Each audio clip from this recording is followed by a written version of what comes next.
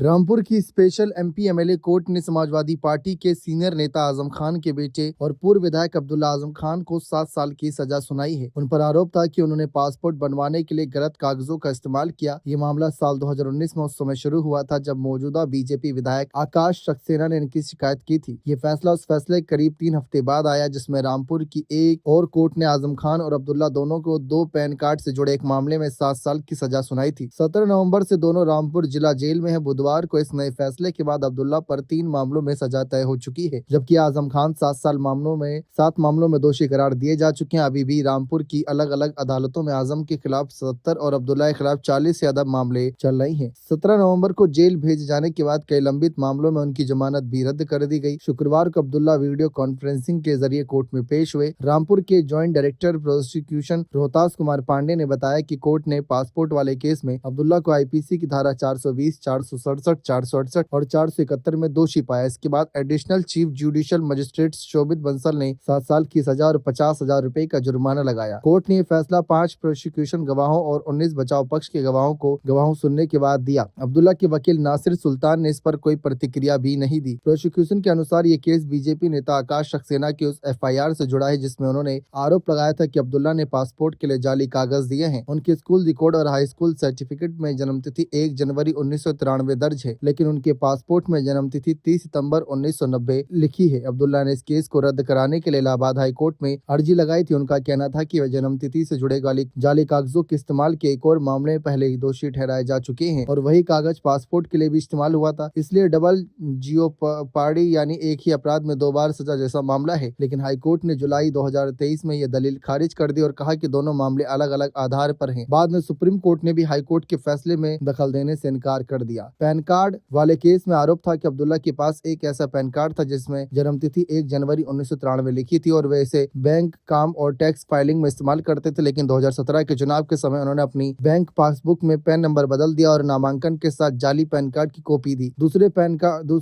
Card में जन्मतिथि 30 सितंबर 1990 थी और प्रोसिक्यूशन के मुताबिक ये गलत पात्रता दिखाने के लिए इस्तेमाल किया गया। 2023 में इस केस में दोषी ठहराए जाने के बाद उन्हें विधायक पद से अयोग्य ठहरा दिया गया था। इससे पहले 2020 में उन्हें पहली बार तब अयोग्य घोषित किया गया था जब हाईकोर्ट ने उनके 2017 के चुनाव को इस आधार पर रद्द कर दिया कि उस समय उनकी उम्र 25 साल से कम थी।